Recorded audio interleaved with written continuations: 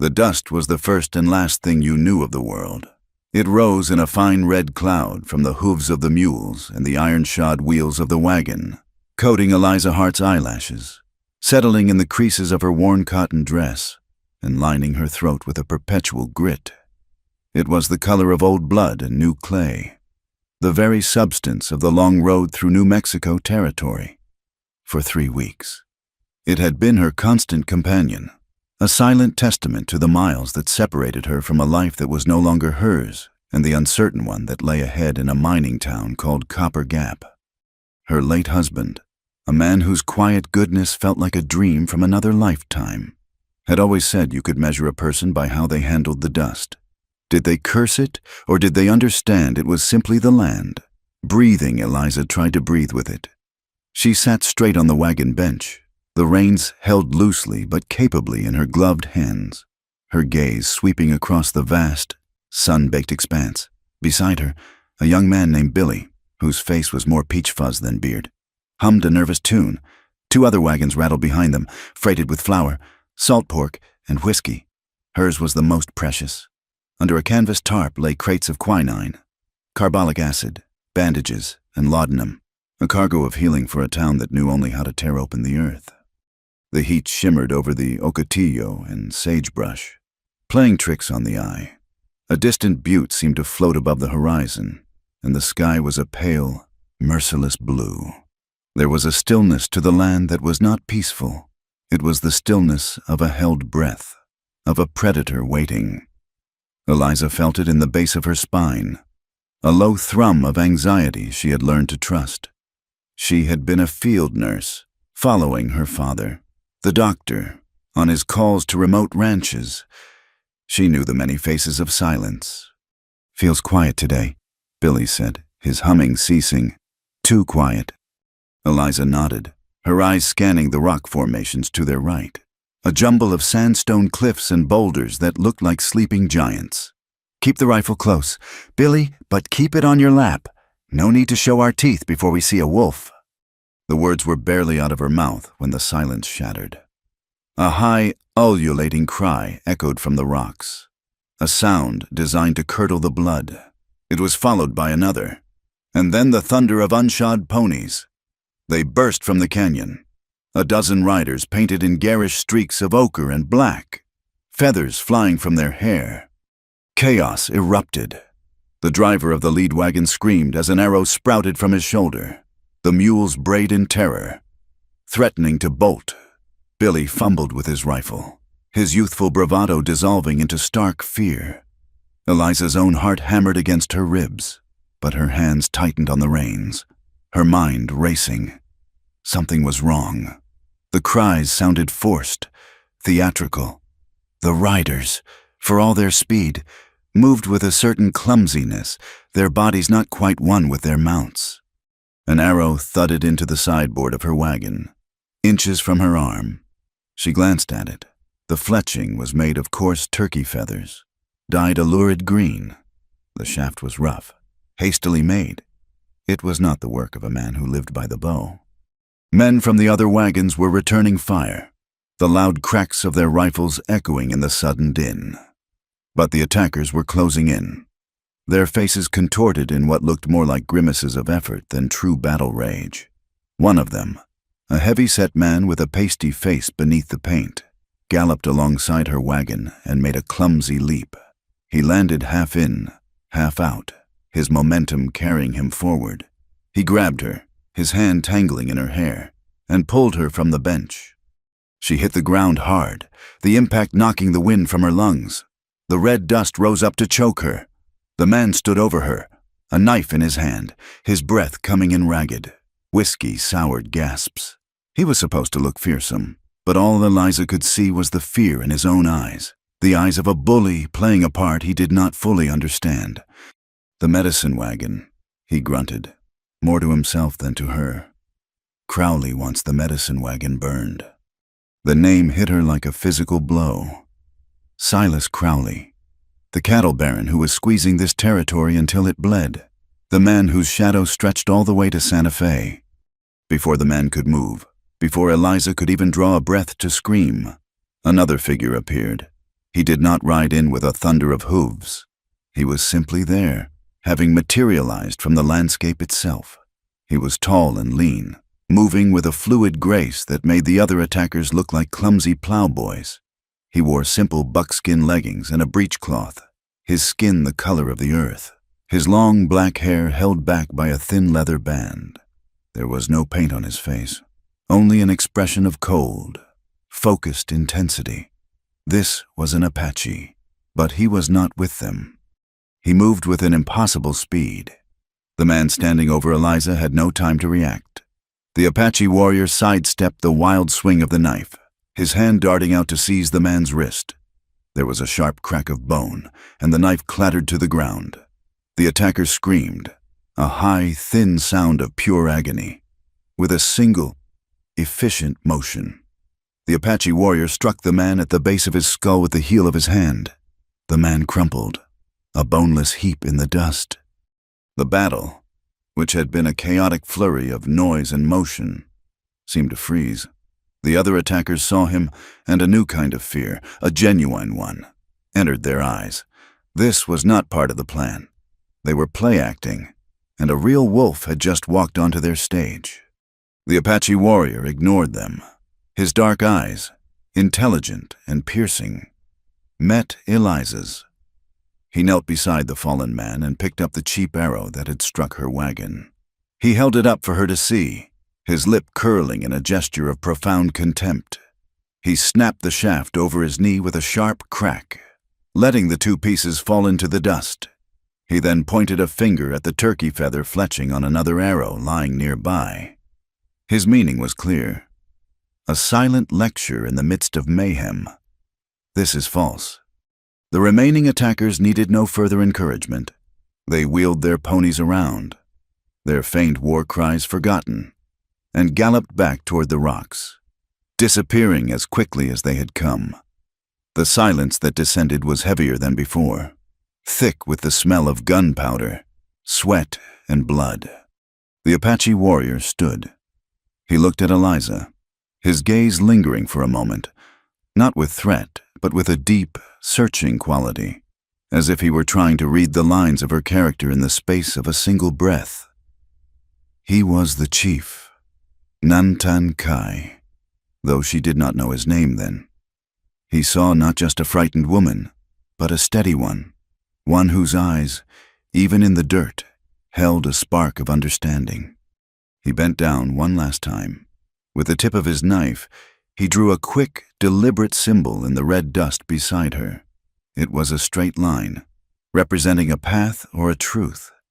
He then drew a second, wavering line that crossed it, and with a final flick of the blade, he severed the wavering line where it met the straight one. A lie, cut down by the truth. Without another glance, he turned and walked toward the rocks. He did not run. He simply walked, and in moments, the shimmering heat and the ancient stones seemed to swallow him. He was gone. Billy and the other survivors rushed to her side. "Mrs. Hart, are you all right?" "Did he hurt you?" Billy asked, his voice trembling. "I am fine," Eliza said, her voice raspy with dust. She pushed herself to a sitting position, her eyes fixed on the symbol on the ground. "We gotta get out of here." Another man, a grizzled teamster named Hank, said, reloading his rifle with shaking hands. "Damned Apaches. They'll be back for sure." "They were not Apache," Eliza said, her voice quiet but firm. Hank spat a brown stream of tobacco juice. "What are you talking about, woman? We all saw them. The paint, the feathers." "The feathers were wrong," Eliza insisted, getting to her feet and brushing the dust from her dress. "They were turkey feathers, and their arrows were poorly made. Look," she pointed to the broken pieces Kai had left. "That is not the work of a warrior. It is the work of a man in a hurry, a man making a costume." She looked at the unconscious man on the ground, the cheap paint already starting to run with his sweat. "And that man? He spoke a name. He said Crowley wanted the medicine wagon burned." A flicker of uncertainty crossed Hank's face, but it was quickly replaced by a stubborn scowl. The idea was too complicated, too unsettling. A simple story of a savage attack was easier to hold on to. You must have heard wrong in all the commotion. Crowley is a hard man, but he is not a fool. Why would he do this? To blame them, Eliza said, gesturing toward the mountains. To make everyone believe the Apache are a threat, so he can have a reason to do whatever it is he wants to do. But her words were lost on them. They were men who saw the world in simple terms. They had been attacked by men who looked like Indians, so they had been attacked by Indians. They tended to the wounded driver, righted the wagons, and spoke in low, angry tones about revenge. The symbol in the dust was trampled under their nervous boots, but the image was burned into Eliza's mind. The rest of the journey to the outpost was a grim, silent affair.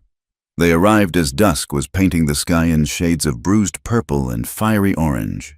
It was not a town, merely a collection of adobe buildings huddled around a dusty mercantile and a saloon, a temporary stain on the vast landscape. But their arrival sent a shockwave through the small community. Before the wagon wheels had even stopped turning, the story was spreading, growing more monstrous with each telling. The dozen clumsy attackers became a war party of 100. Their shoddy ambush became a massacre. The single wounded driver became a wagon train of the dead. Men poured out of the saloon, their faces flushed with whiskey and righteous fury. They crowded around the wagons, their voices rising in a single, ugly chorus. We need a posse. String them all up. Marshal Dake will know what to do. We will show them what happens when they cross us. Eliza stood by her wagon, her hands clenched into fists. She felt a profound and chilling isolation. She was the only one who had seen the truth, the only one who had been given the sign. But her voice was a whisper against a hurricane of hatred. She looked at the faces in the crowd, twisted with fear and a kind of grim excitement, and she knew this was just the beginning. The fake arrows had flown, and now the real bloodshed was about to begin. The dust of the Santa Fe trail had settled, but a storm of a different kind was gathering, and she was standing directly in its path. Copper Gap was a town built on greed and grit, clinging to the edge of a raw, sun-blasted canyon. The air, thick with the metallic tang of the nearby copper mine and the sour smell of unwashed men, felt heavy in Eliza's lungs. In the 2 days since her arrival, the town had become a tinderbox, and she, the woman who spoke of staged attacks and false feathers, was the spark everyone wanted to extinguish. The story of the ambush had calcified into a legend of savage brutality, and her quiet contradictions were seen not as a search for truth, but as a kind of madness, or worse, betrayal. On the third morning, they arrived. Silas Crowley rode a fine black gelding, his saddle trimmed in silver. He was a man in his 40s, handsome in a predatory way, with eyes the color of a winter sky and a smile that never reached them. He wore a tailored coat despite the heat, a testament to a man who refused to bend to the will of the elements. Beside him, Marshal Dake was a study in crude power, a thick, barrel-chested man with a face like a slab of raw meat. His authority resided in the heavy Colt pistol strapped to his hip and the cruel set of his jaw. They addressed the town from the porch of the mercantile. Crowley's voice was smooth as polished stone, a mesmerizing flow of words that washed over the anxious crowd. He spoke of progress, of the great iron snake of the railroad that would bring prosperity and civilization to this wild land. He painted a picture of a secure future, a town safe for their wives and children. But that future, he purred, was threatened. It was threatened by the shadow in the hills, by a savage element that resisted the inevitable tide of history. He offered the town his protection. He would fund a company of vigilantes, good, upstanding citizens, to guard the survey teams and pacify the territory. All he asked for in return was the town's support for the railroad's right-of-way, a simple path through a barren valley. The valley, Eliza knew, that belonged to the Apache. Then Dake spoke, his voice a gravelly roar that seemed to shake the very dust. He needed no honeyed words. He held up a hastily drawn poster promising $500 for the capture of the Apache war chief responsible for the recent violence. The name, he bellowed, was Kai. He would lead the hunt himself, for the good of the people, to ensure justice was swift and final. The crowd roared its approval. They were a single beast with a single mind, hungry for a simple enemy and a simple solution. Eliza slipped away from the edge of the crowd, a cold sickness in her stomach. She saw the lie for what it was, a perfectly constructed cage, and the whole town was clamoring to be locked inside it. She found refuge in a small adobe building with a neatly painted sign that read, Mercy Quinn, midwife and healer. Inside, the air smelled of dried herbs and soap. A woman with a face as wrinkled and kind as a winter apple and hands stained with gentian violet looked up from grinding herbs in a mortar. The woman said, "You are the nurse from the wagon train, the one with the clear eyes." Eliza nodded, feeling a measure of her composure return in the calm atmosphere of the room. "I am Eliza Hart." The woman introduced herself as Mercy Quinn. She said, "I heard what you said about the attack. It takes a strong back to stand against a wind like this. Most folks would rather be wrong with the crowd than right by themselves." Mercy's clinic was a haven of quiet competence.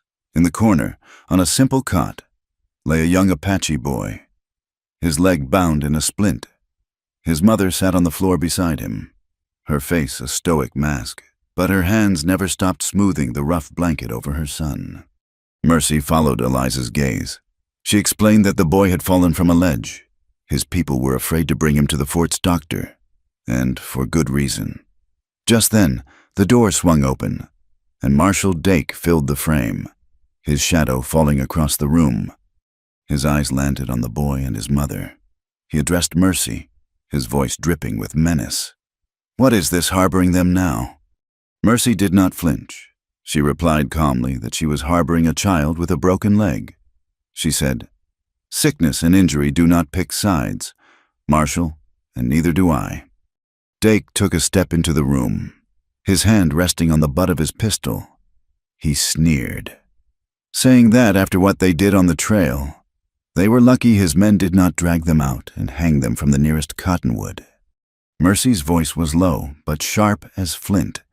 "Then they would be hanging a child who cannot walk, and you would be a bigger fool than you already are. Now, get out of my clinic unless you are bleeding."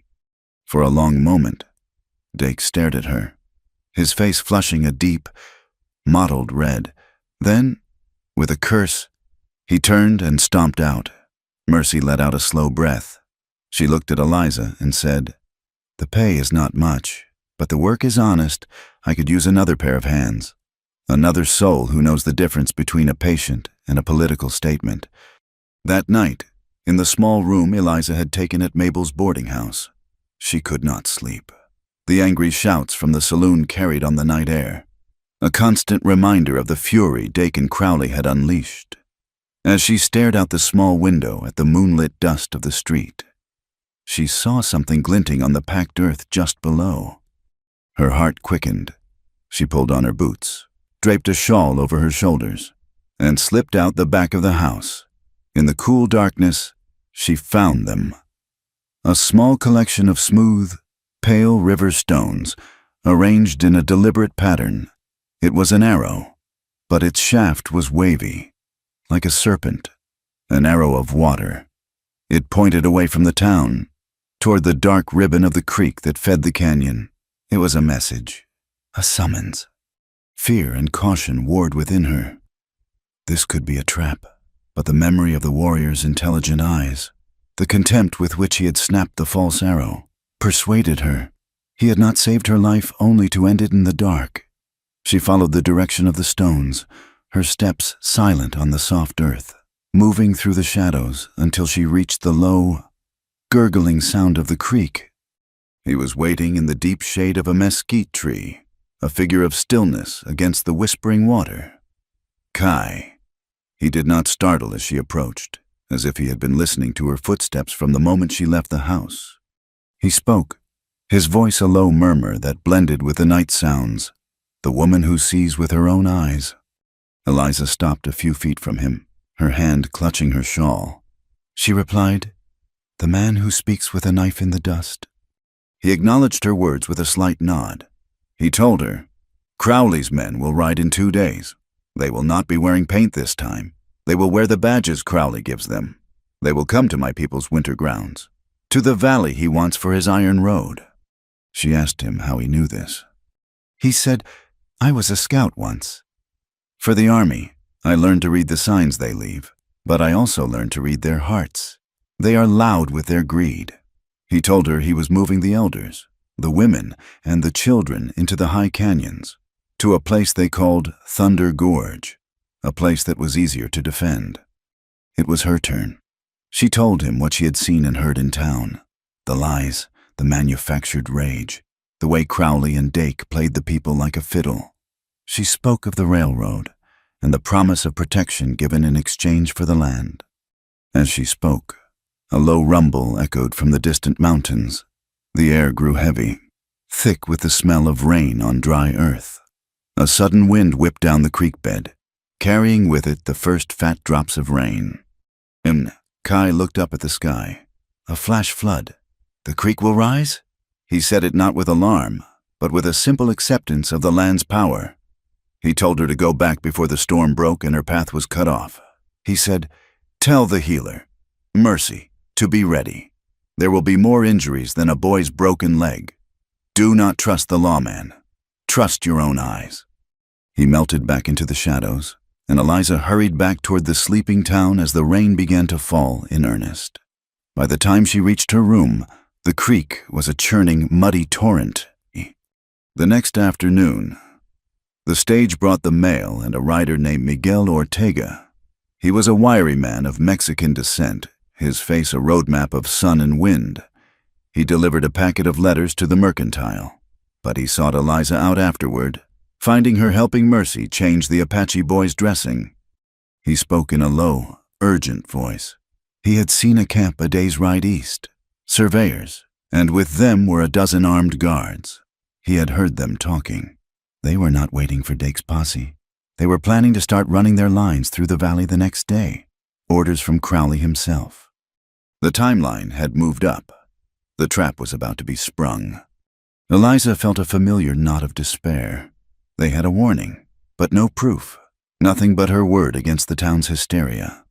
That evening, as she was leaving the clinic, a man stepped out of the alley beside her. He was young, with a thoughtful, worried face. His hands clean and his clothes those of a man who worked with his head, not his back. He asked quietly if she was Eliza Hart. He introduced himself as Jonas Reed. He was the lead engineer for the railroad survey team. He looked around nervously before continuing. He said, "What they are doing is wrong. This is not about a right-of-way. It is about a land grab." He pulled a folded piece of paper from his coat pocket. It was a topographical map. He unfolded it, and in the fading light, he pointed to a section of the valley. He explained, "The best route for the railroad is here. To the north, it is flatter, more direct. But this," he traced a second, less logical path. "This is the route Mr. Crowley insists upon." He then pointed to a series of markings in the hills adjacent to Crowley's preferred route. He said, "Those are his copper claims. Undeclared. The railroad will not bring prosperity to the town. Not really. It will bring it to him. It will allow him to haul his ore to the smelters for next to nothing." He folded the map and pushed it into her hands. He said he could not speak out. He had a family back east, but he could not be a party to this either. He said, "Courage is not just about shouting. Sometimes it is about making sure the right person has the truth in their hands." He tipped his hat and disappeared back into the shadows, leaving Eliza standing alone in the dusty street. She held the map, the paper warm in her hand. It was more than lines and figures. It was evidence. It was a weapon. And she knew, with a certainty that chilled her to the bone, that she would have to use it. The quiet life she had once imagined for herself was gone, washed away like the path by the creek. She was part of this now, bound to a silent Apache chief by a shared truth, and standing against a tide of hatred with nothing but her own conviction and a piece of paper that could save lives or get her killed. The dry wind that blew down from the mountains carried the scent of smoke long before the glow appeared on the horizon. It was a bitter, unnatural smell that scraped the back of the throat, different from the clean scent of a pinon campfire.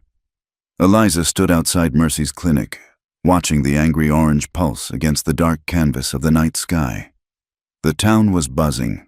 Marshal Dake's newly deputized vigilantes had ridden out at sunset, their faces grim and self-important, their rifles held high. They were going to teach the Apache a lesson, to deliver justice for the wagon train.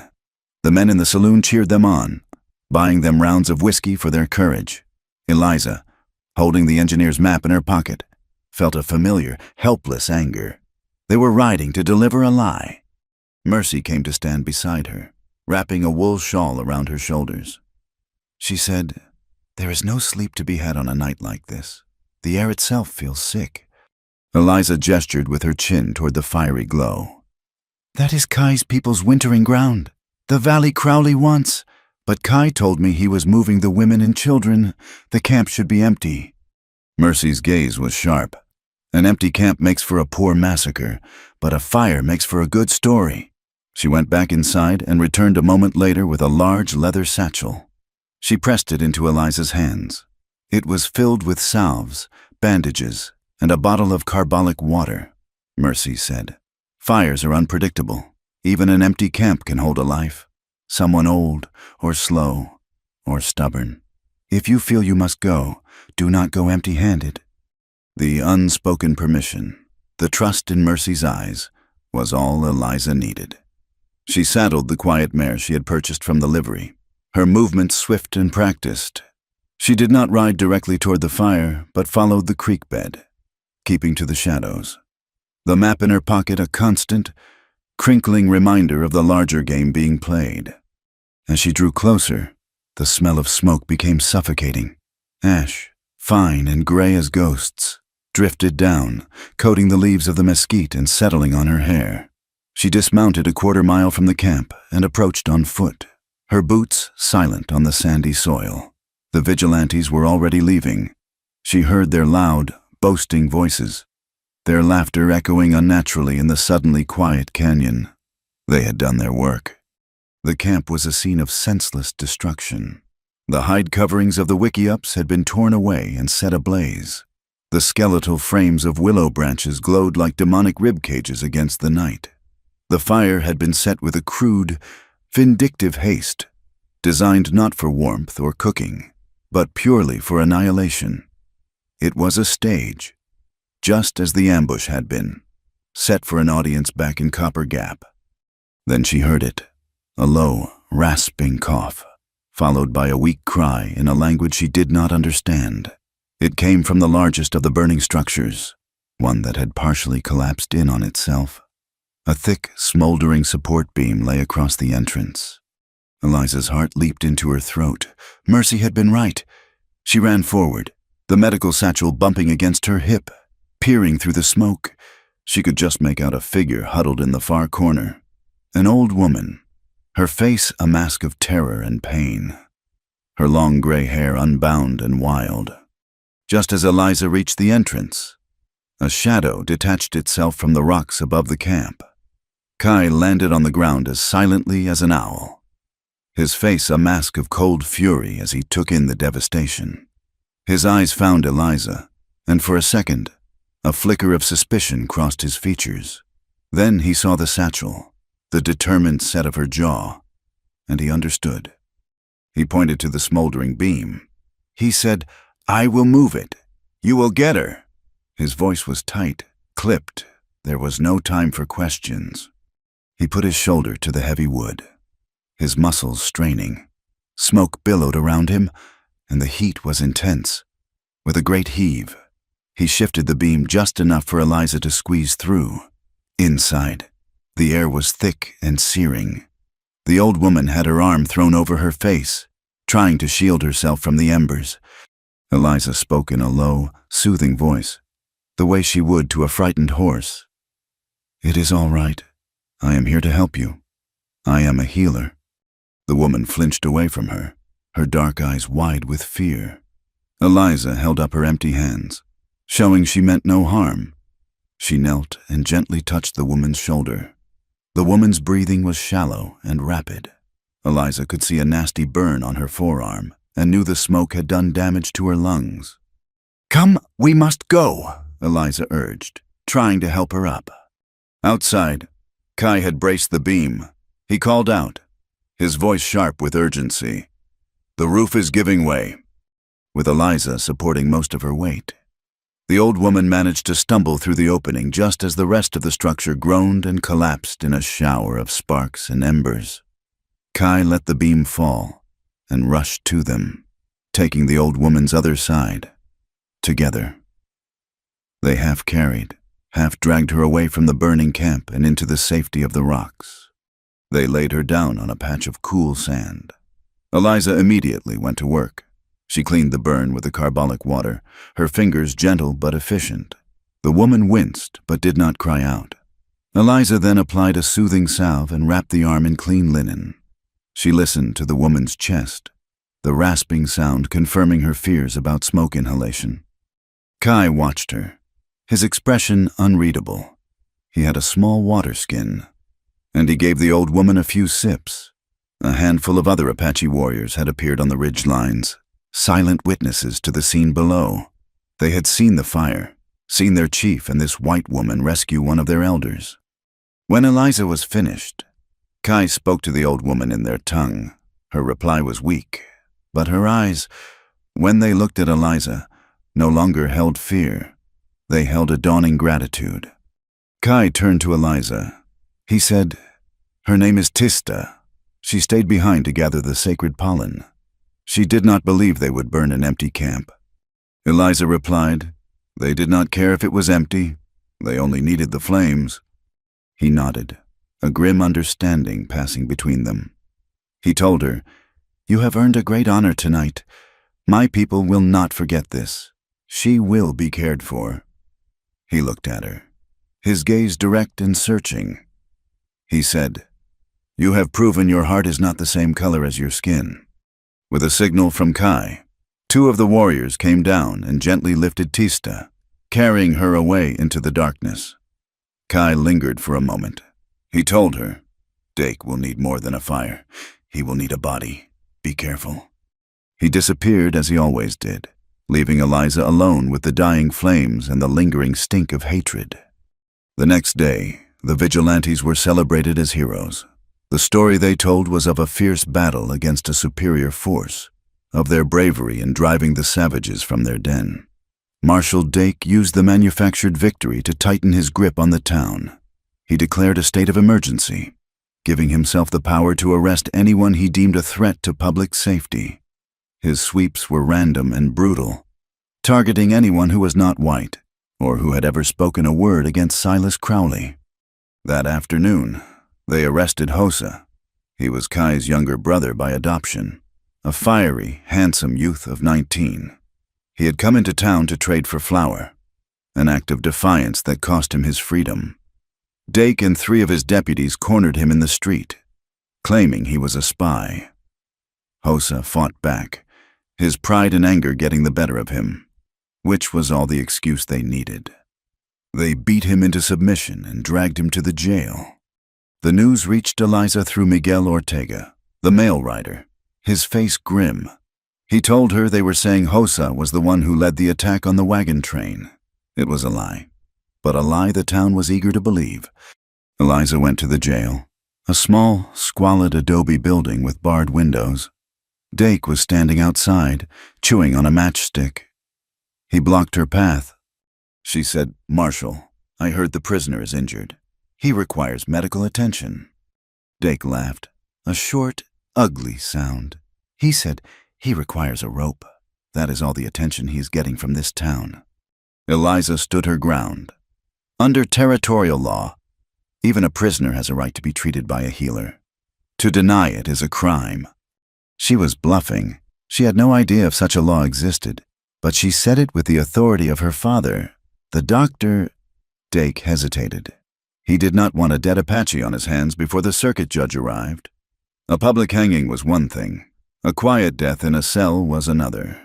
It was messy. With a grumble, he let her pass. He told her she had 5 minutes.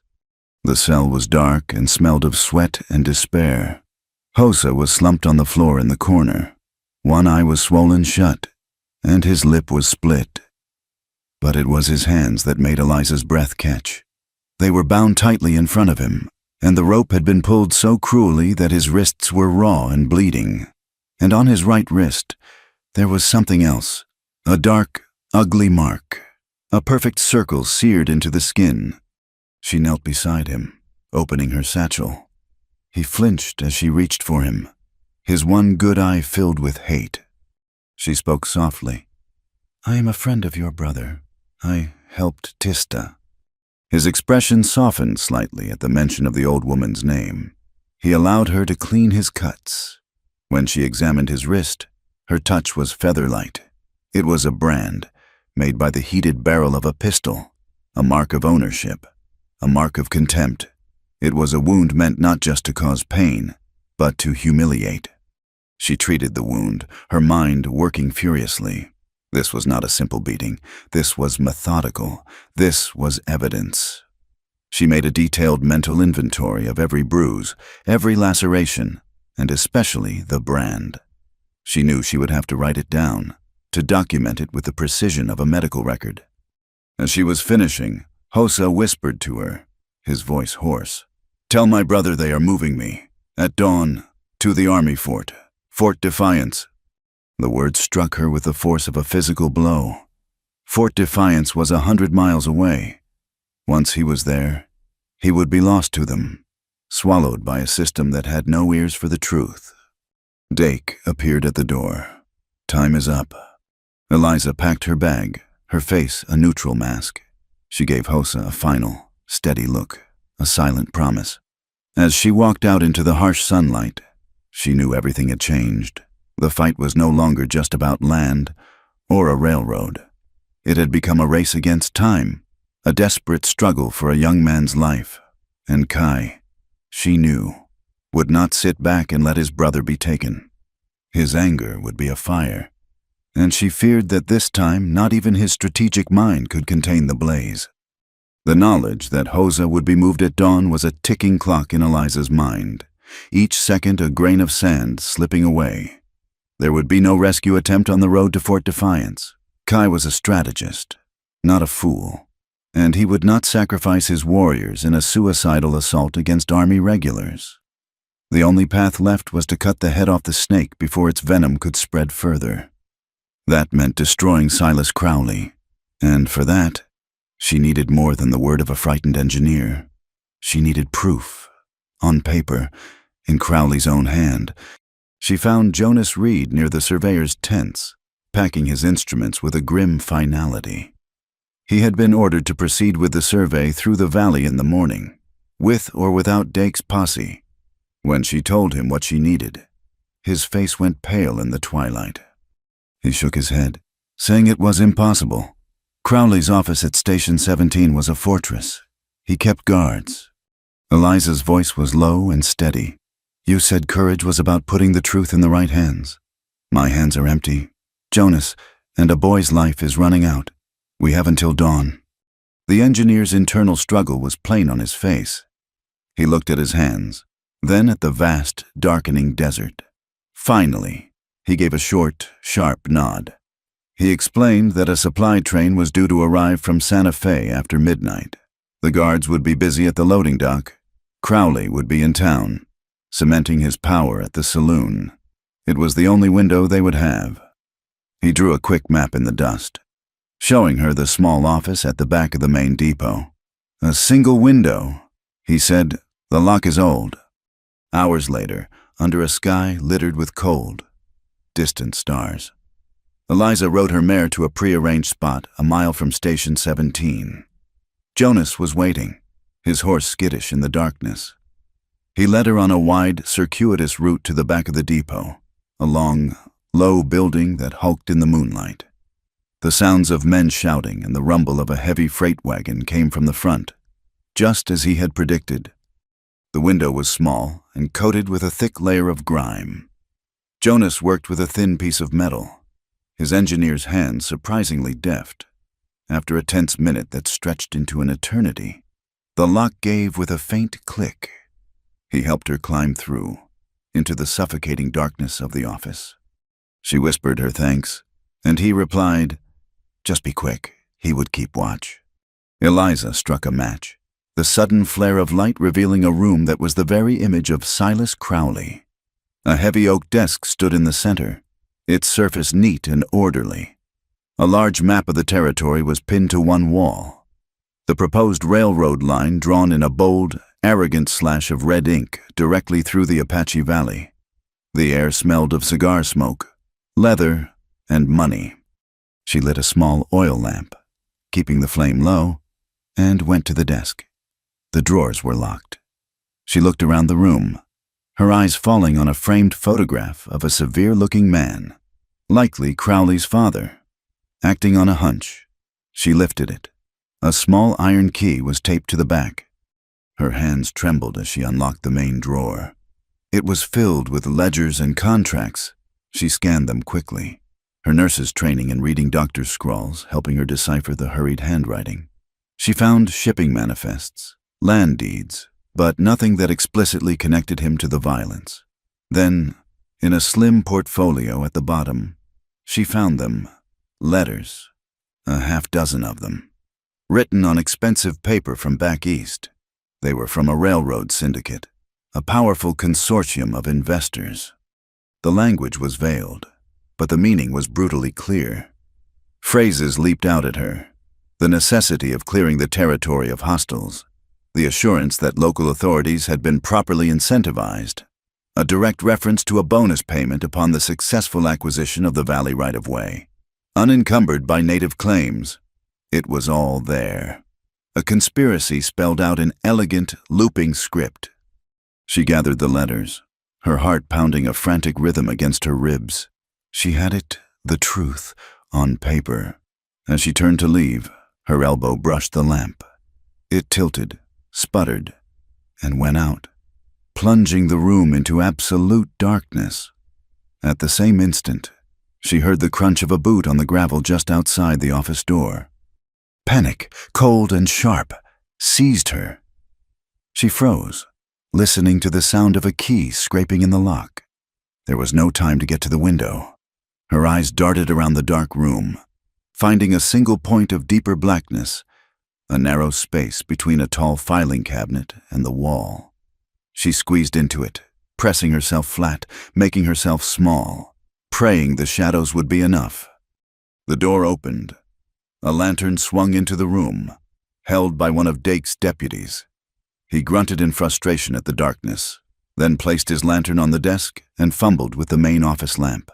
Turning up the wick. Light flooded the room. Eliza held her breath, convinced the frantic beating of her heart was loud enough for him to hear. The deputy was not looking for an intruder. He was looking for a bottle. He opened another drawer, pulled out a flask of whiskey, and took a long drink. He was about to leave when his eyes fell on the desk. The photograph was slightly askew. The key was still in the lock of the open drawer. His posture changed instantly. He drew his pistol, his eyes scanning the room. "Who is in here?" he snarled. Eliza knew she had only a second. As he took a step toward her hiding place, she bolted. She shoved past him, knocking him off balance, and scrambled out the door into the night. He bellowed in surprise and rage, and a shot rang out, the bullet splintering the door frame beside her head. There was no time to find Jonas or her horse. She ran with the letters clutched in her hand, her only thought to put as much distance as possible between herself and that station. She fled into the open desert, a desperate, solitary figure under the vast, indifferent sky. Shouts erupted behind her. Men were gathering. They would have horses. She ran until her lungs burned and her legs felt like lead. The sounds of pursuit growing closer. She could hear the drumming of hooves now. They were fanning out, their lanterns swinging like malevolent fireflies in the darkness. She risked a glance over her shoulder and saw them. 3 riders, silhouetted against the horizon. They had seen her. Just as despair began to set in, the wind began to rise. It started as a low moan, then grew to a sharp, whistling shriek. The sand began to shift and dance around her feet. The stars disappeared, blotted out by a rising wall of darkness, a sandstorm. Within minutes, the world was gone, replaced by a roaring, suffocating chaos of red dust. The wind tore at her clothes and stung her eyes. She could not see, could not breathe. She stumbled, fell to her knees, and curled into a ball, pulling her shawl over her head to create a small pocket of air. The letters were tucked safely inside her dress. She had the proof, but she was going to die with it, buried alive in the heart of the desert. Then, through the roar of the wind, a hand touched her shoulder, firm and steady. She cried out, lashing out in terror, thinking her pursuers had found her. But a voice cut through the storm, low and calm, right beside her ear. "It is I." "Kai." He was a phantom in the swirling red haze. He pulled her to her feet and pressed the edge of his waterskin to her lips. He had wrapped a piece of cloth over his own nose and mouth. He gestured for her to follow, his hand never leaving her arm, a solid anchor in the maelstrom. She could not imagine how he had found her, how he navigated in this blinding chaos. He moved with an unnerving confidence, reading the land through some sense she could not comprehend. He led her for what felt like miles, though it was likely only a few hundred yards, until they came to a large outcropping of rock. He guided her into a deep fissure, a natural shelter protected from the main force of the wind. The roar softened to a mournful howl. They collapsed onto the sandy floor of the small cave, the silence within the shelter profound after the fury outside. Eliza was shaking, from exhaustion and cold and the lingering terror.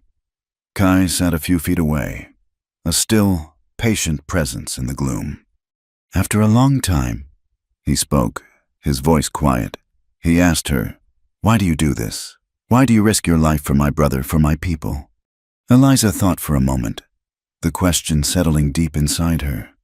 "Because my husband is dead," she said, the words coming out rough and raw. "And my father is dead. They were good men who believed the world could be better than it is. And I am tired of seeing the world they believed in trampled into the dust by men like Crowley." She clutched the letters through the fabric of her dress. "I do this because the truth matters." Kai was silent for a long time, watching her.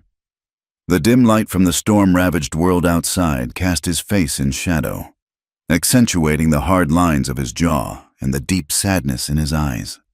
He finally said, "The truth is a sharp stone. The white men do not like to hold it. They prefer a soft lie." He told her about his time as a scout. He spoke of a battle, a supposed victory, where the soldiers had attacked a peaceful camp, not unlike his own. He spoke of the promises made and the treaties broken. He did not describe the violence in detail, but Eliza, with her nurse's understanding of wounds, could feel the scars on his soul.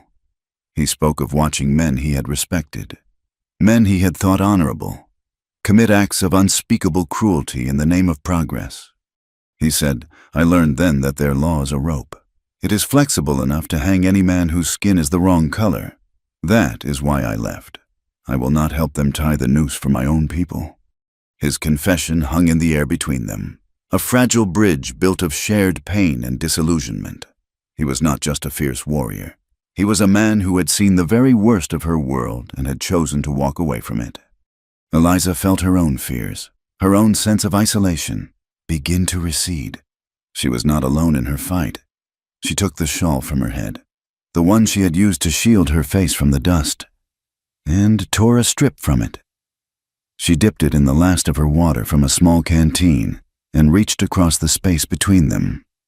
She gently wiped the grit from a shallow cut on his cheek he had gotten in the storm. It was a simple, practical gesture, but it was more intimate than any touch they had shared. He did not pull away. She wore a cotton shawl, now stained with the red dust of the storm, the same color as the earth, the same color as his skin. It was their common ground. They did not speak again for the rest of the night. They sat in the shelter of the rock, two solitary figures listening to the wind scour the world clean. As the first pale light of dawn filtered into the cave, the storm began to subside. When they finally emerged, the world was transformed. The landscape was a series of smooth, rolling dunes. The air was crisp and clear, but every track, every sign of their desperate flight and the pursuit had been completely erased, buried under a fresh blanket of sand. The truth was safe in her hand, but the desert had swallowed all proof of how she had come by it. The journey from the rock shelter was a walking dream, a blur of pale morning light on an ocean of sand. The world had been wiped clean, and Eliza felt as if she had been wiped clean with it, hollowed out by fear and exhaustion. Every step was an effort of will. The letters she had stolen were a hard, sharp lump against her ribs, a physical reminder of the reality that lay beyond the beautiful, sterile landscape. Kai walked beside her, a constant, silent presence. He had given her the last of his water, and when she stumbled, his hand was there to steady her arm, his grip strong but impersonal. He led her not toward the familiar canyons near Copper Gap, but higher into the foothills, following hidden paths that only he could see. After an hour that felt like a lifetime, they came to a small, secluded mesa, tucked against the cliff face, almost invisible from a distance, was a dwelling. It was not a temporary wickiup, but a more permanent structure, a small house built of sturdy piñon logs and adobe, with a flat roof that blended into the red rock behind it. It was a home built for solitude and survival, a place of quiet strength, much like the man himself. The moment they stepped into the cool, shaded interior, the last of Eliza's strength deserted her. The adrenaline that had sustained her through the chase and the storm vanished, and a violent tremor seized her body. A deep, racking chill set in, making her teeth chatter uncontrollably. The dust she had inhaled now felt like a fire in her lungs. She swayed on her feet, the room dissolving into a dark, swirling vortex. Kai caught her before she fell. He lifted her as easily as if she were a child and carried her to a raised sleeping platform covered with soft, well-worn furs. He laid her down gently and covered her with a heavy wool blanket. She curled into a tight ball, shivering, only vaguely aware of his movements as he stoked the embers in a small fire pit in the center of the room. The day passed in a feverish haze. She was aware of moments of clarity, like islands in a fog. She felt a cool, damp cloth on her forehead. The scent of brewing herbs, bitter and medicinal, filled the air. Kai's hands, surprisingly gentle, supported her head as he held a cup of warm, potent tea to her lips, urging her to drink. He did not speak much, but his presence was a constant, watchful comfort. At one point, when a harsh, dry cough seized her, he knelt beside her and placed a hand on her back, listening to the strained sound of her breathing with an unnerving focus, his brow furrowed with a healer's concern. Sometime late in the afternoon, the fever peaked. She tossed in the furs, lost in a landscape of nightmares. She was running through the endless sand again, the shouts of Dake's men just behind her. She was trapped in the burning wickiup with Tista, the smoke choking her. Through it all, a sense of profound loneliness washed over her, the weight of her solitary fight pressing down until she felt she could not breathe. She must have cried out when her eyes fluttered open. Kai was there, his face illuminated by the soft glow of the fire. He was sitting on the edge of the platform, a small bowl of water beside him. He had been bathing her face again. Her violent shivering had subsided, leaving her weak and drenched in sweat. Her hair was a tangled mess, caked with the red dust of the storm. He looked at it, then rose and went to a small wooden chest in the corner. He returned with a comb, carved from a single piece of dark wood, its handle worn smooth with time and use. Intricate patterns, symbols of wind and water, were etched into its surface. It was an object of beauty and history, something passed down through generations. He sat behind her and gently lifted her head onto his lap. Eliza was too weak to protest, too exhausted to feel anything but a sense of surrender. He began to work through the tangles in her hair, starting from the ends and moving slowly upward, his movements patient and methodical. Each stroke of the wooden comb was unbelievably gentle, a slow, rhythmic untangling of the chaos of the past day. It was an act of profound and unexpected intimacy, a quiet grooming that spoke of care, not passion. The steady, repetitive motion was deeply soothing, and Eliza felt the last of the tension drain from her body. Her mind was drifting, suspended between sleep and wakefulness, aware only of the warmth of the fire, the soft furs beneath her, and the gentle tug of the comb through her hair. Through this peaceful haze, she heard his voice, a low murmur, softer than the whisper of the wind outside. It was not meant to command, but to reassure, a simple statement of protection offered to a weary soul. "You sleep in my bed tonight," the Apache chief murmured, brushing her hair. "Loves her forever." The last words were a silent breath, a truth he acknowledged only to himself and to the spirits in the quiet room. A feeling that had taken root in the desert and was now, in this moment of quiet care, undeniable. Eliza, lost in her exhaustion, heard only the promise of safety. She gave a small sigh and finally, truly, fell asleep. When she woke again, it was dark outside, and the fever had broken. She felt weak, but her mind was clear. Kai was sitting by the fire, sharpening the blade of his knife with a whetstone. The small, scraping sound was the only noise in the room. He looked up as she stirred, his expression calm. He rose and brought her a bowl of thin broth. It was savory and warm, and she drank it gratefully. She said, her voice a hoarse whisper, "Thank you, you saved my life." Again.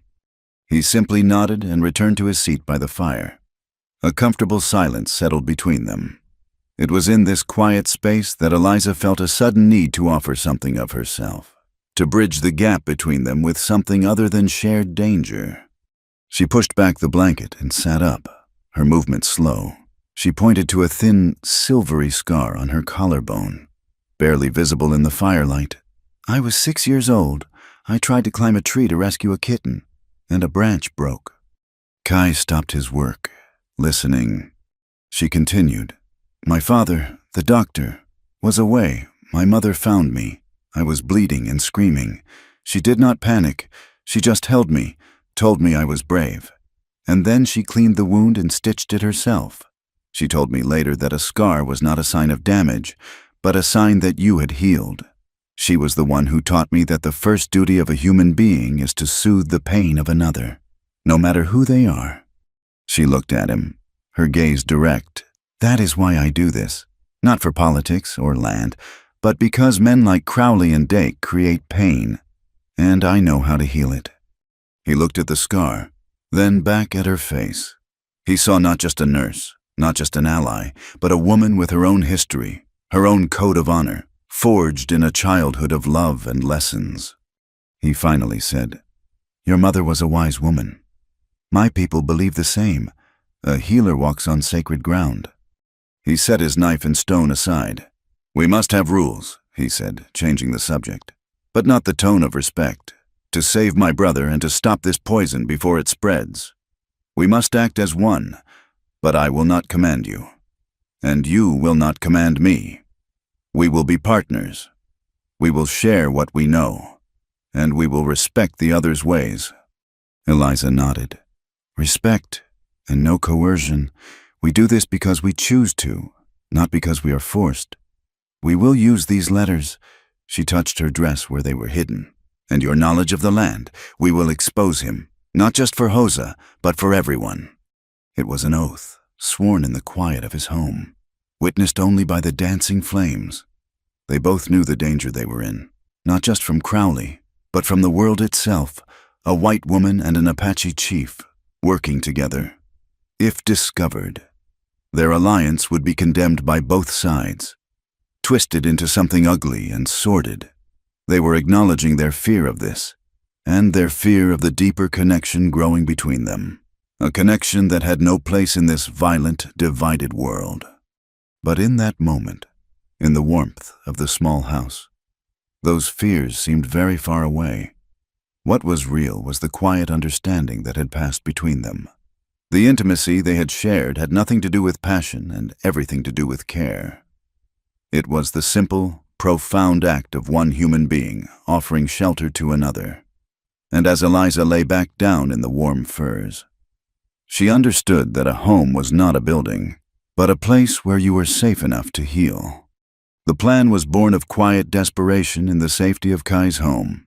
It was a desperate gamble, relying on the fickle conscience of a town steeped in fear. Market day in Copper Gap was the one time the entire territory seemed to gather in the town's dusty plaza. Miners, ranchers, prospectors, and their families crowded between the stalls, creating a chaotic, swirling mass of humanity. It was their only stage, their only jury. 2 days later, Eliza was part of that crowd, the letters from the railroad syndicate tucked securely in an inside pocket of her dress. She moved with a purpose that set her apart from the casual shoppers, her eyes fixed on the makeshift auction block that had been set up in front of the mercantile. Silas Crowley stood there, looking every bit the benevolent patriarch, his voice smooth and reassuring as he spoke to the assembled townsfolk. He was not selling household goods or cattle.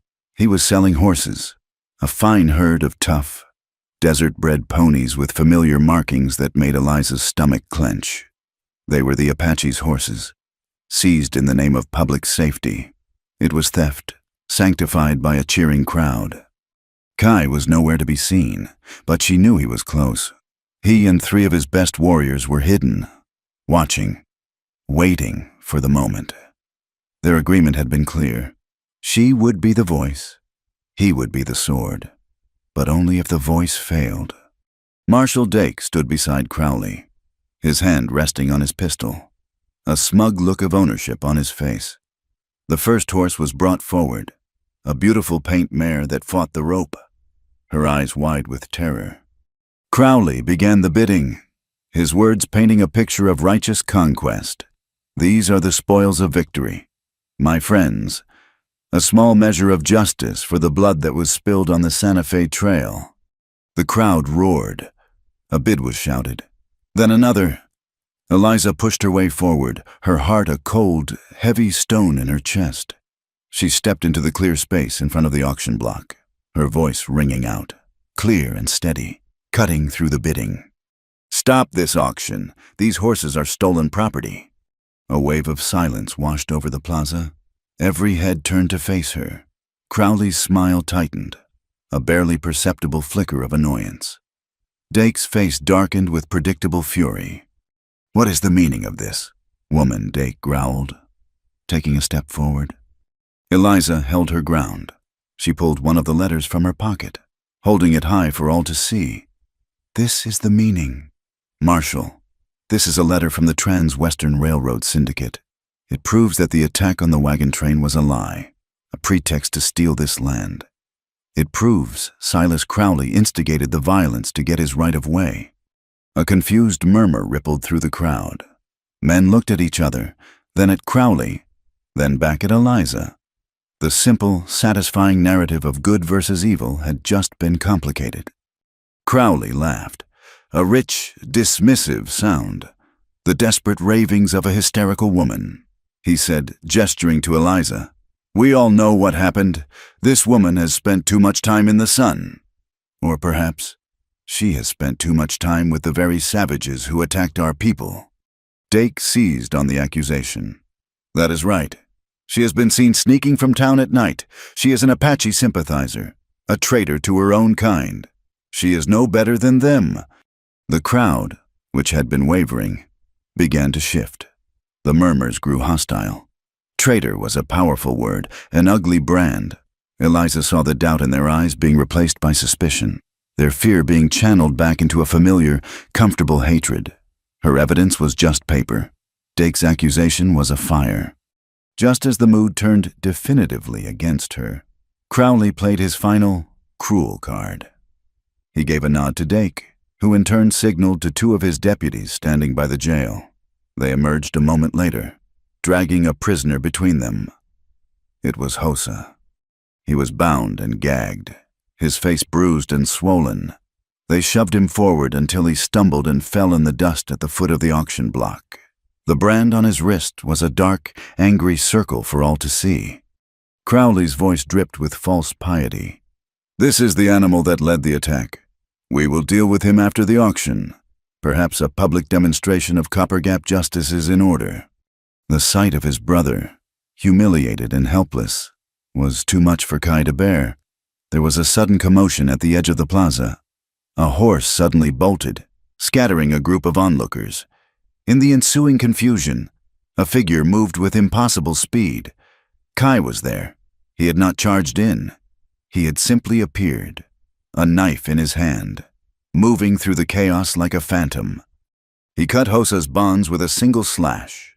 At the same moment, his warriors created diversions on the other side of the square. Drawing the attention of Dake's men, the plaza erupted into chaos. People were screaming and running, unsure of what was happening. Dake, his face purple with rage, drew his pistol. He was not aiming at Kai, but at Hosa, who was scrambling to his feet.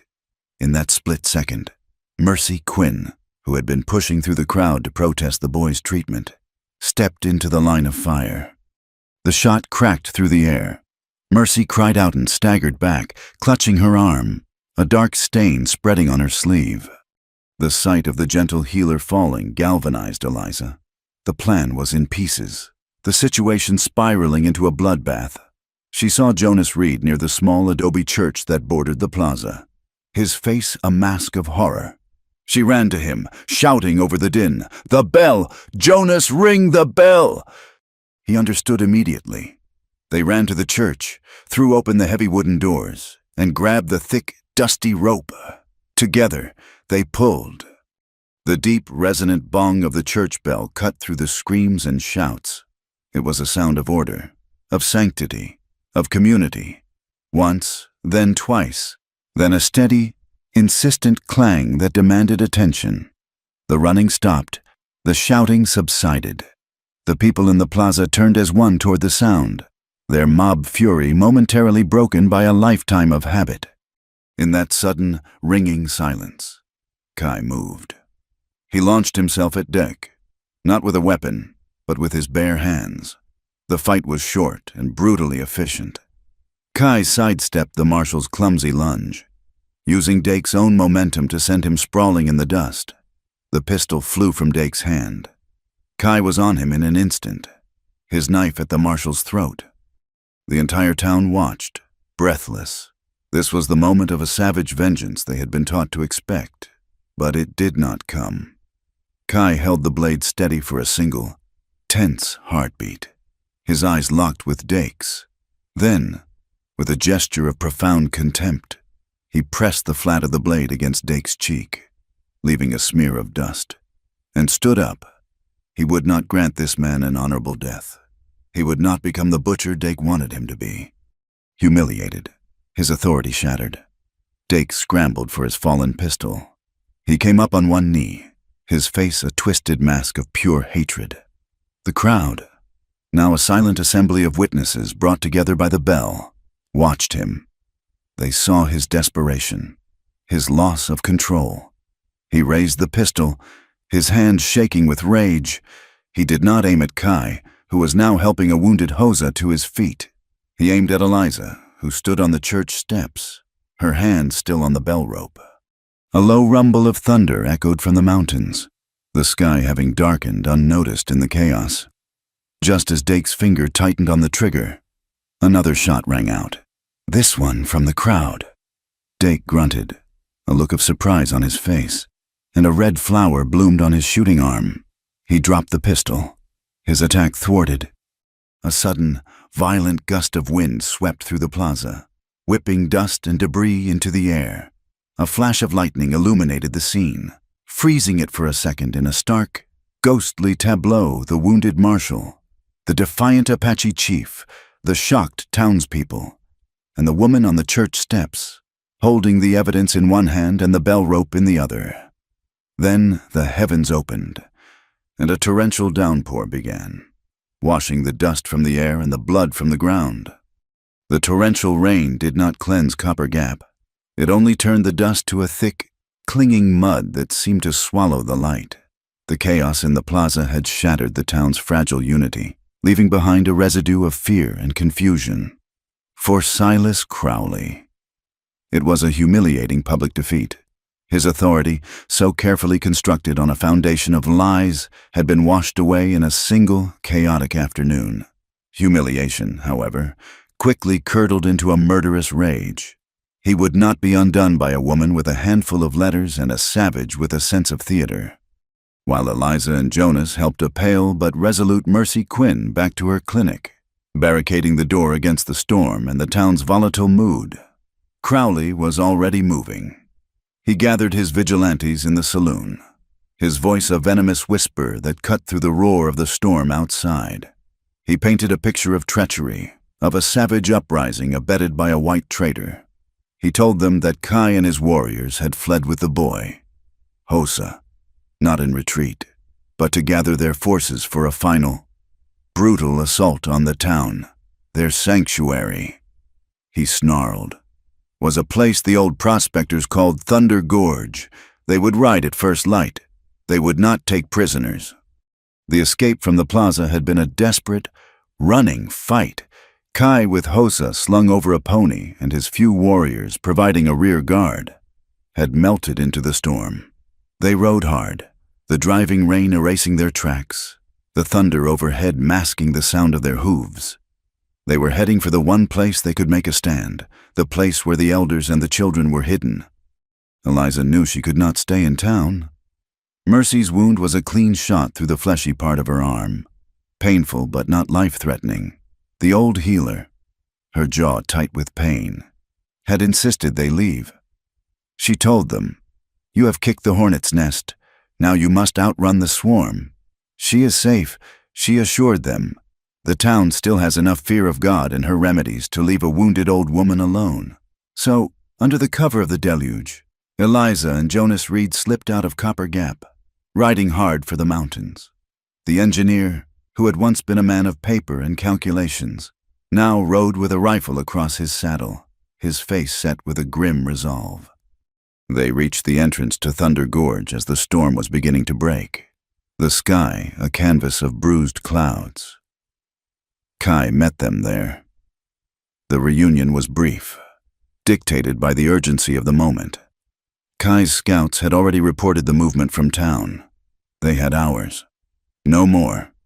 Thunder Gorge was a natural fortress, a deep, narrow canyon carved into the mountainside. Its high, sheer walls offered few points of access, but it was also a trap.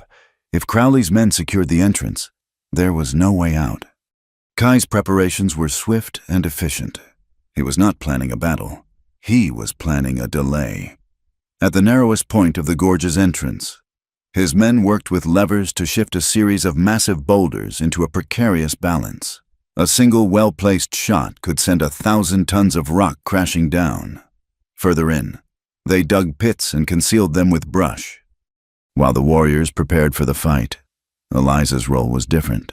She found the women, the children, and the elders huddled in a large, dry cave complex deep within the gorge. Fear was a palpable thing in the enclosed space, a low hum of anxiety beneath the stoic faces of the women. The children were restless, their dark eyes wide and questioning.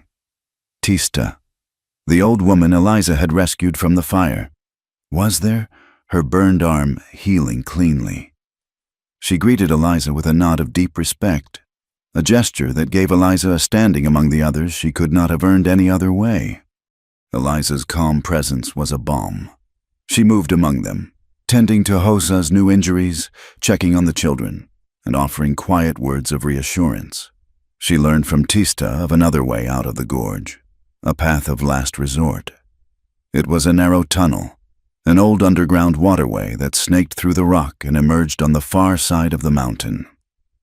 It would be a difficult, dangerous passage, but it was a chance. The attack came with the afternoon sun, a weak, watery light that did little to dry the sodden earth. Crowley's men rode into the mouth of the gorge with a misplaced confidence, their shouts echoing off the high stone walls. They were met not with a volley of arrows, but with an unnerving silence. The first riders who galloped into the narrow pass disappeared into the pits, their screams of surprise and pain swallowed by the vastness of the canyon. The advance faltered. Crowley, enraged, ordered them forward on foot. As they picked their way through the treacherous terrain, Kai gave a signal. A single rifle shot cracked from the cliffs above, hitting the keystone of the rock trap. With a deafening groan, the rock slide began. Boulders the size of wagons tumbled down the cliff face, shaking the very ground. The vigilantes scrambled back in terror as their path was completely blocked by a mountain of shattered stone. It would take them hours to clear it or find a way around. Kai had bought them precious time. But the vibrations from the rock slide, combined with the rain-soaked earth, had triggered something else. A low, deep rumble began to emanate from the canyon walls high above the caves. It was a sound of immense, terrible power, the sound of the mountain itself beginning to move. Inside the cave, Eliza felt the ground tremble. Dust and small pebbles rained down from the ceiling. The women clutched their children, their stoicism breaking. Eliza knew they had to move now. She found Kai, his face grim as he watched his men harry Crowley's disorganized forces from the heights. She shouted over the growing rumble, "The mountain is unstable. We have to use the tunnel." Kai looked at the terrified families. Then, back at the battle, his duty was split. He gave a sharp nod. "Go, take them. I will hold them here as long as I can." With Tista's guidance, Eliza led the procession of non-combatants into the darkness of the tunnel. The air was cold and damp, the only light coming from a few pine-pitched torches. The passage was narrow and low, forcing them to stoop. The sound of dripping water was a constant accompaniment to the frightened whispers of the children and the distant, terrifying rumble of the shifting earth. Eliza moved up and down the line, her voice a constant, reassuring presence, keeping panic at bay, urging them forward, one step at a time. Outside, the situation grew more desperate. Crowley, driven by a maniacal fury, found a treacherous goat path and led a small group of his best men up the side of the canyon, hoping to outflank Kai's warriors. The fight became a series of brutal, close-quarter skirmishes among the rocks and twisted junipers. The rumbling intensified into a deafening roar. A section of the upper canyon wall, heavy with mud and rock from the storm, gave way. A massive landslide cascaded down, a wave of earth and stone that swept away everything in its path. It was not a weapon of man, but the raw, indiscriminate power of nature unleashed. Kai saw it coming. He shouted a warning to his men, who scrambled for cover. But a small boy, the son of one of his warriors, had been hiding in a shallow alcove directly in the landslide's path. He was frozen with terror, unable to move. Without a second's hesitation, Kai ran toward the boy. He leapt across a chasm, grabbed the child, and threw him to safety just as the wall of mud and rock slammed into the place where he had been standing. Kai himself was caught by the edge of the slide, thrown against a rock face and half buried in the debris. As the dust and mud began to settle, another figure appeared, scrambling down the unstable slope. It was Jonas Reed. He had followed the sound of the fighting.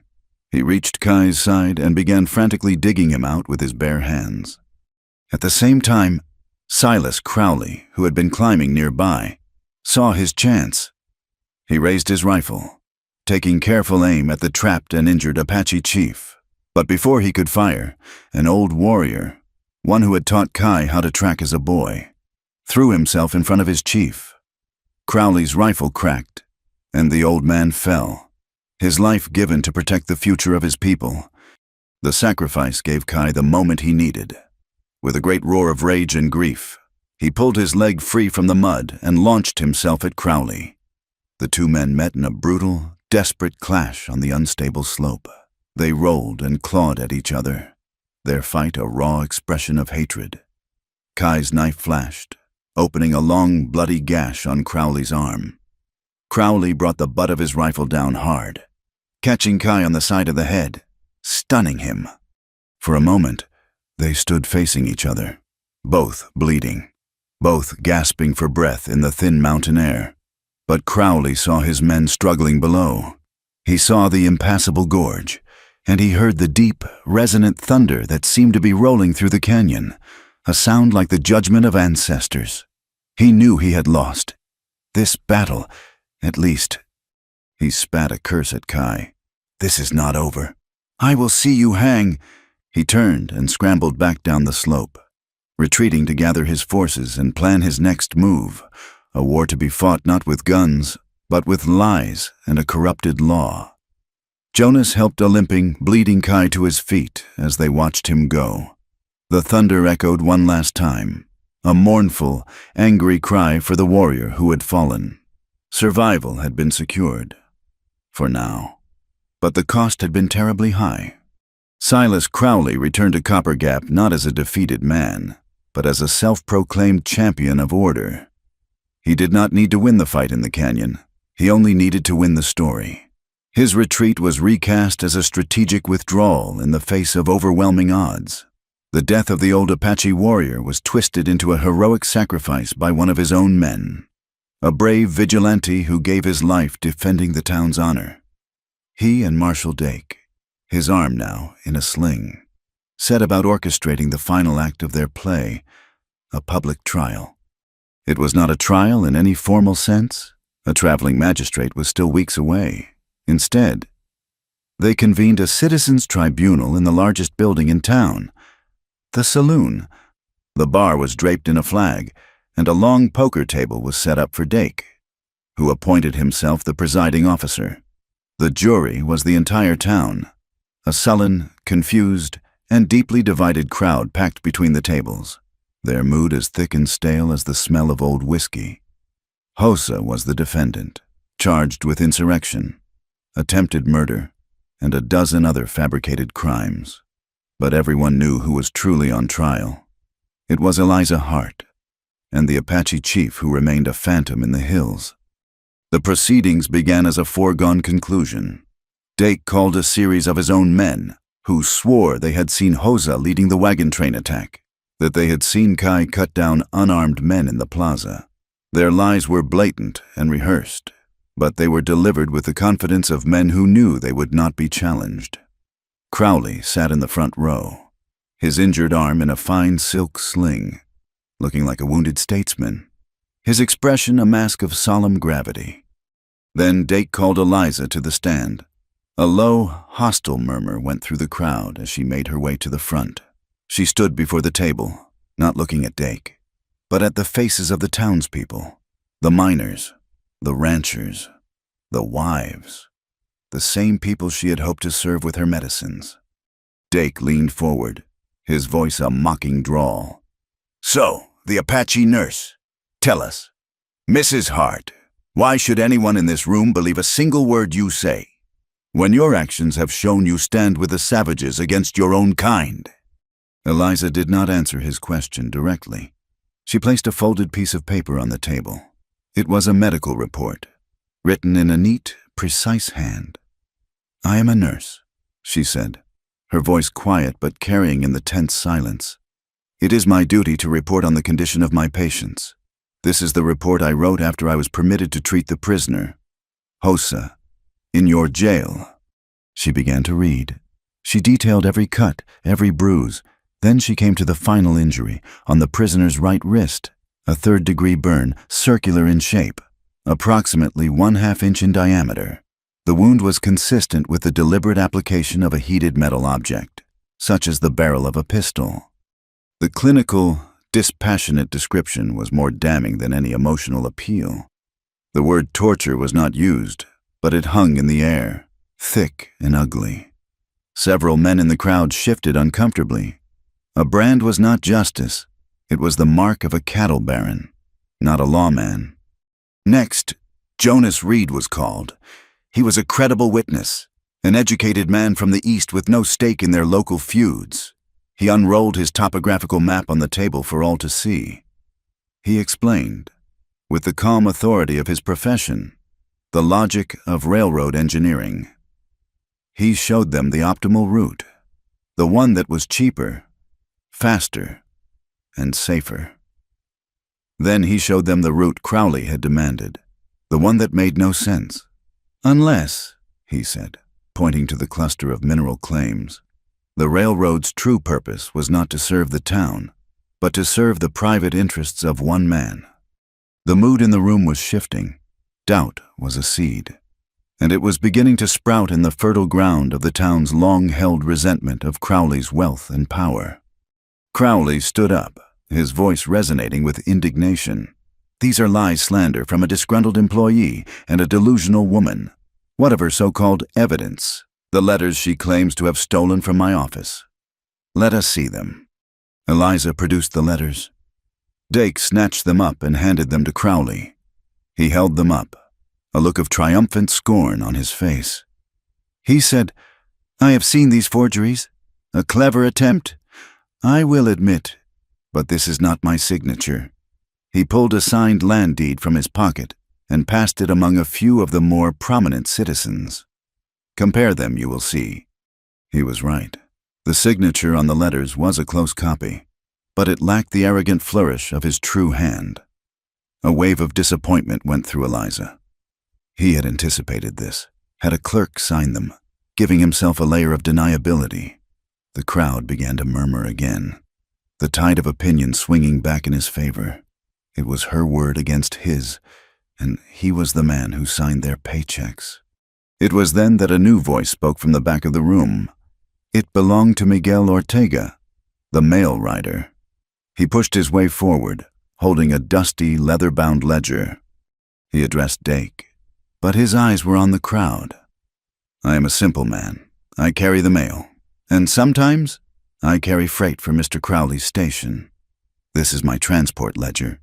In it, I write down every crate, every barrel, what it is and where it goes, and for every shipment I deliver, I get a stamp in my book, a receipt from the station manager." He opened the book and laid it on the table. He pointed to an entry. 2 weeks ago, on the night of the raid on Station 17, I delivered a shipment of blasting powder. And here, he pointed to a circular stamp in purple ink, "is my receipt, dated and marked with the official company seal." He then looked at Crowley. "The letters you hold in your hand. Mr. Crowley, they were mailed from Santa Fe.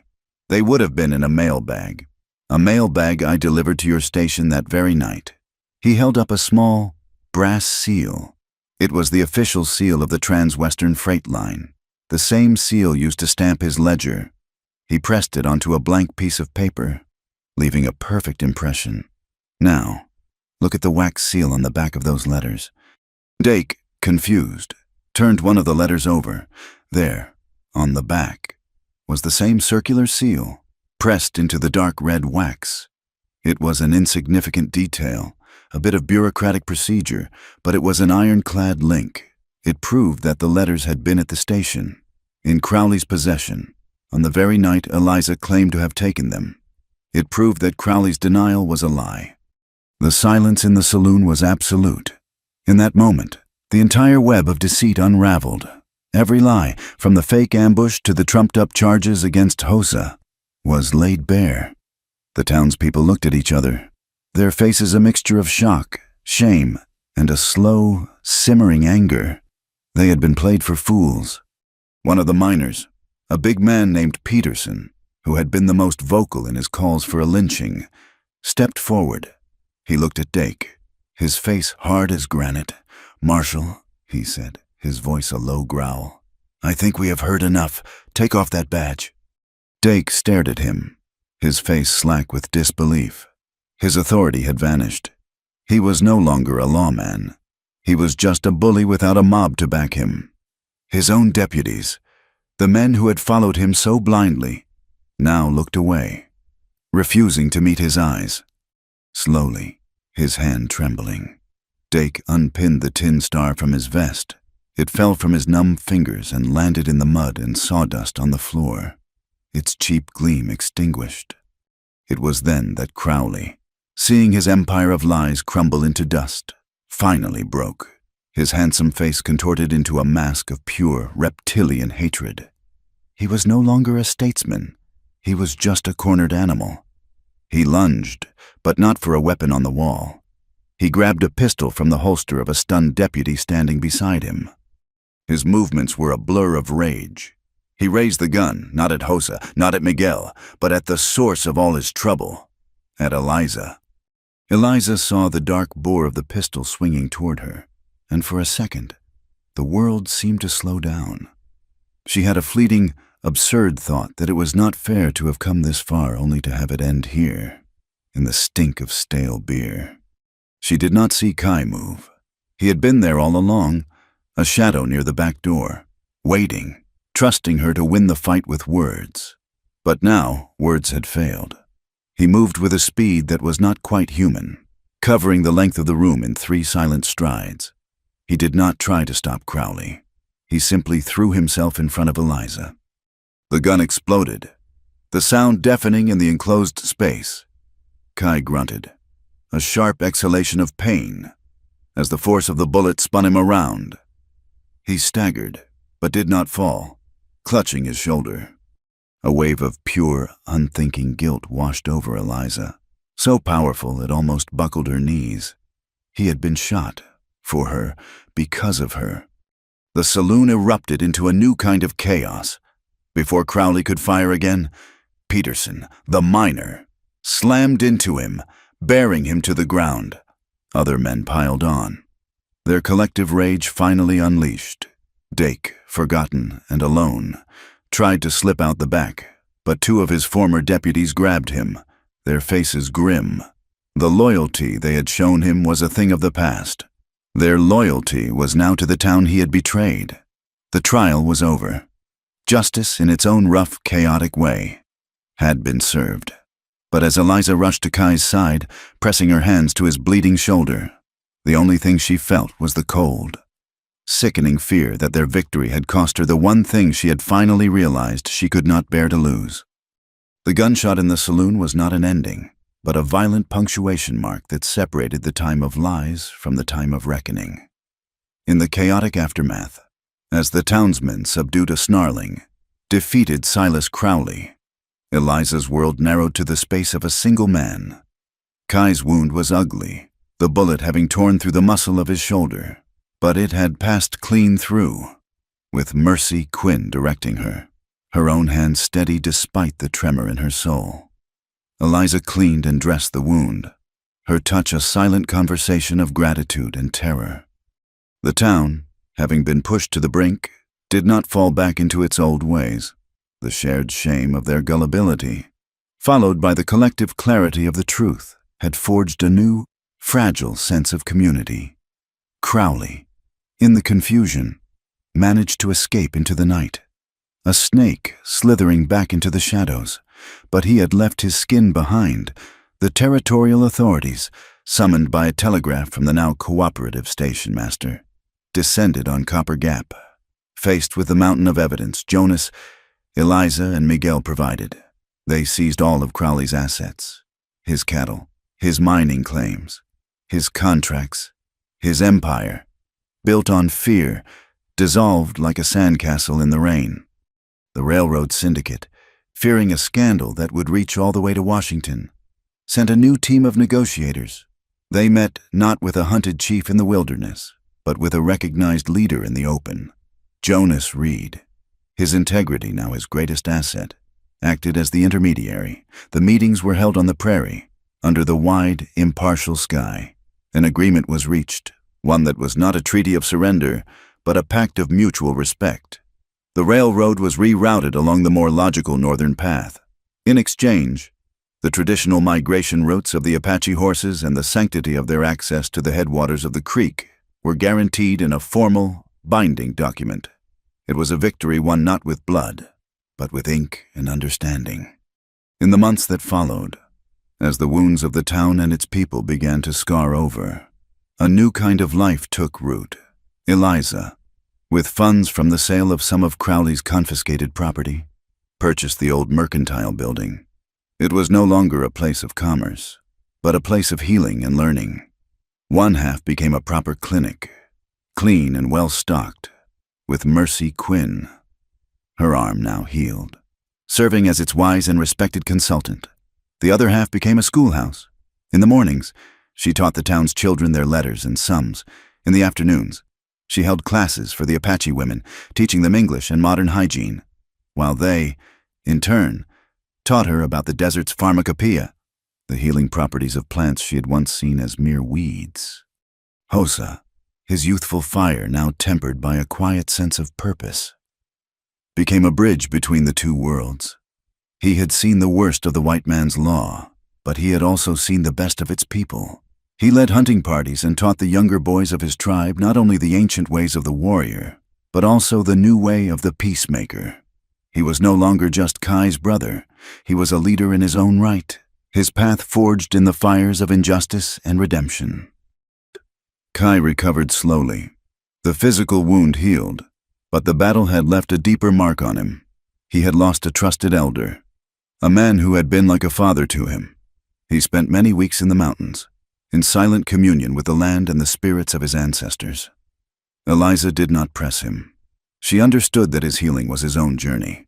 She tended to her clinic, taught her students, and waited, trusting in the quiet strength of the bond they had forged.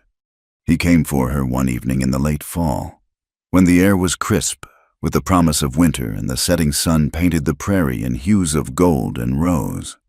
He did not come into the town, but waited for her at the edge of the grasslands, mounted on his favorite buckskin pony. He simply said, "Walk with me." She went without question, and they walked for a long time in a comfortable silence, their shoulders occasionally brushing.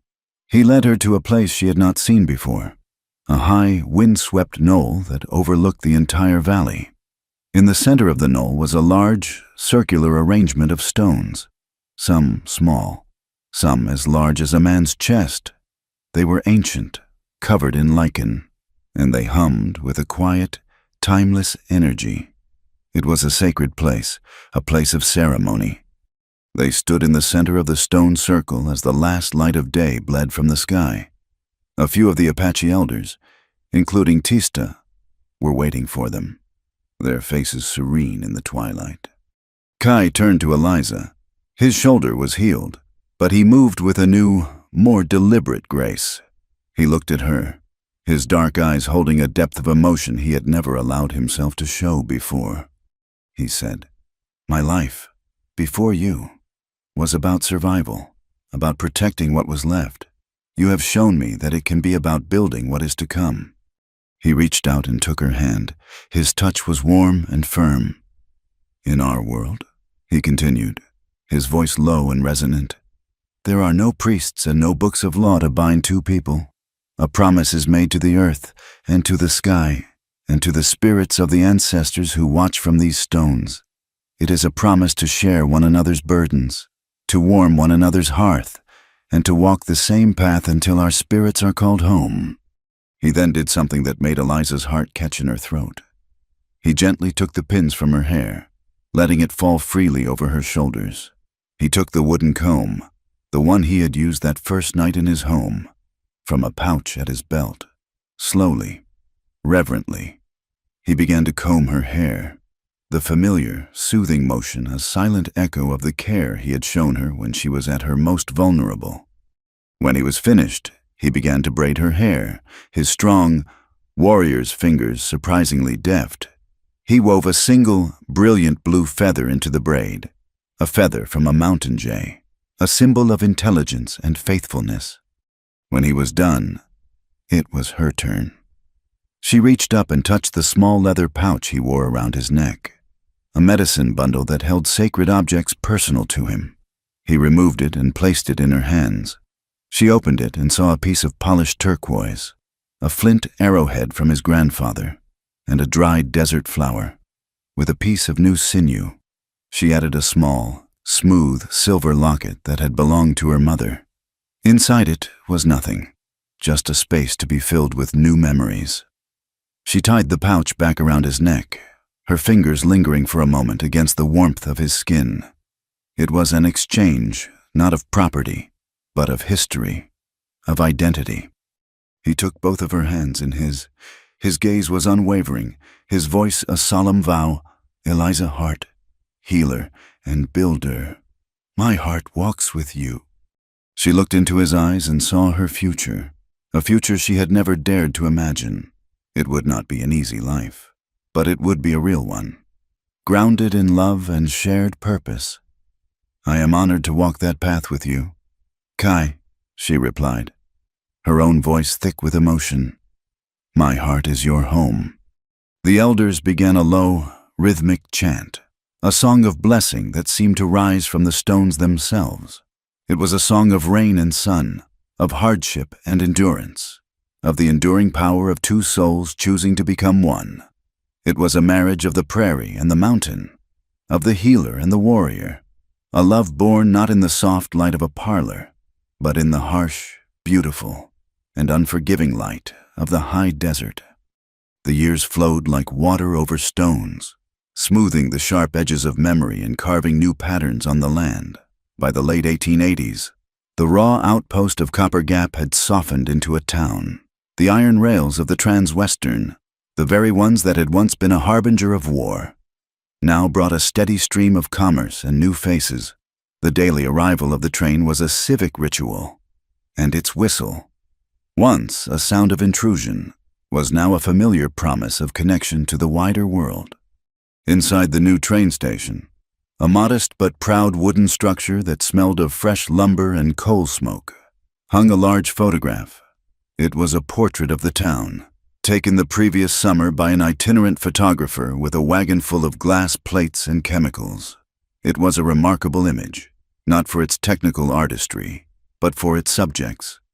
In the center stood Eliza and Kai, their hands not touching but linked by an invisible current of deep, settled affection. Eliza's hair was braided with a single blue feather, now a familiar part of her attire. Kai stood tall, a leader not of a hunted band, but of a respected community, his eyes holding the quiet wisdom of a man who had chosen peace over war.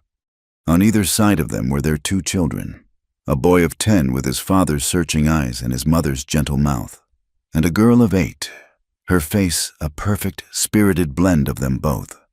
Surrounding the central family was the rest of their world, a gray-haired Mercy Quinn, her back a little more stooped but her gaze as sharp as ever.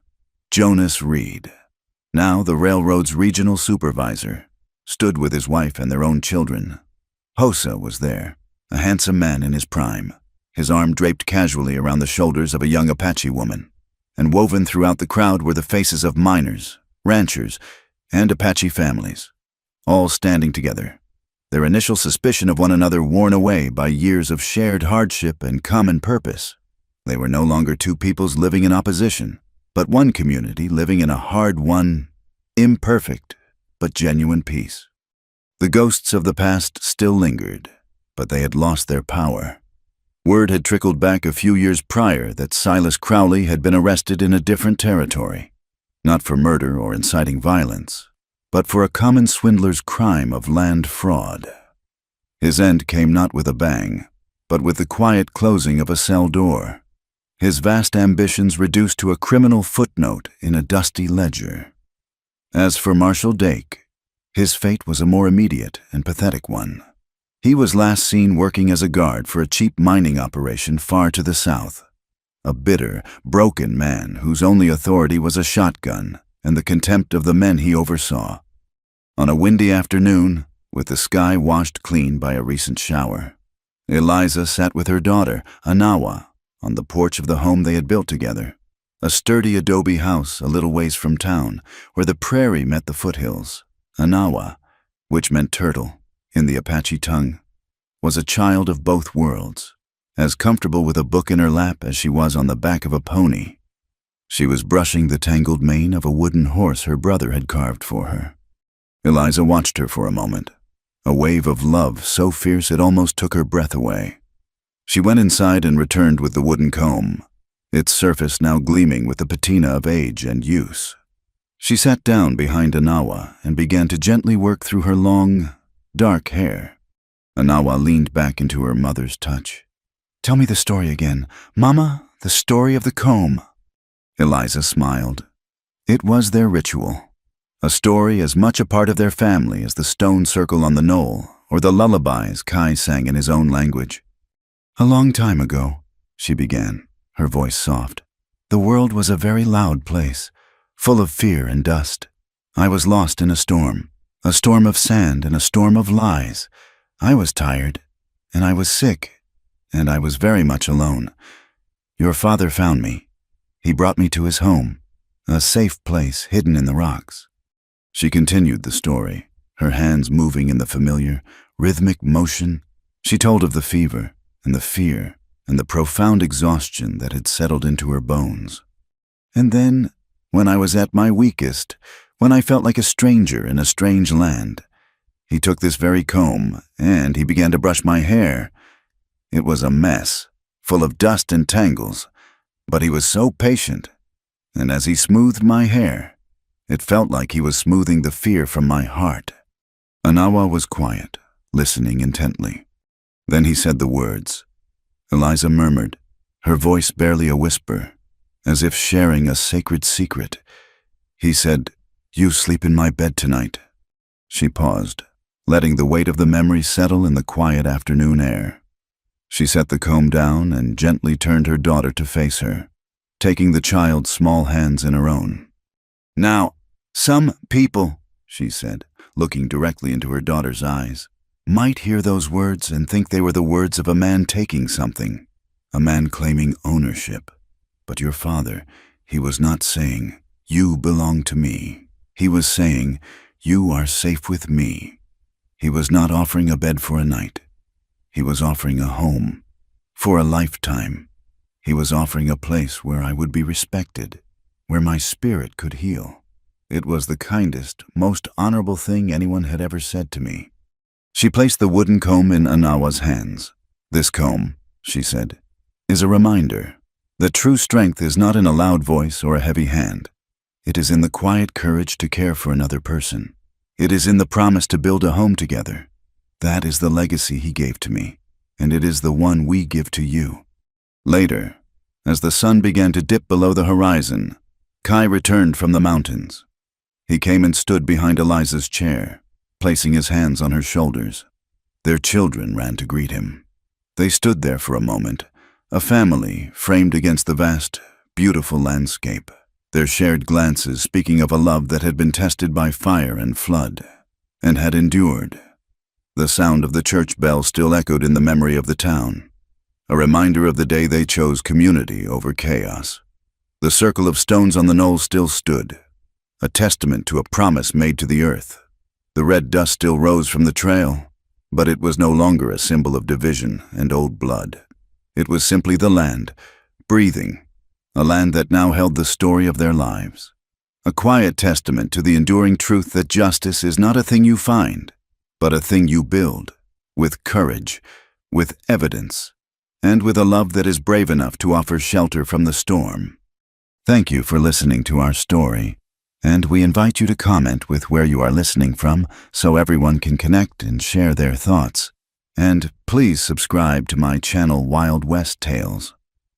Like the video, and support us further by pressing the hype button so this story in the video can be heard by more people.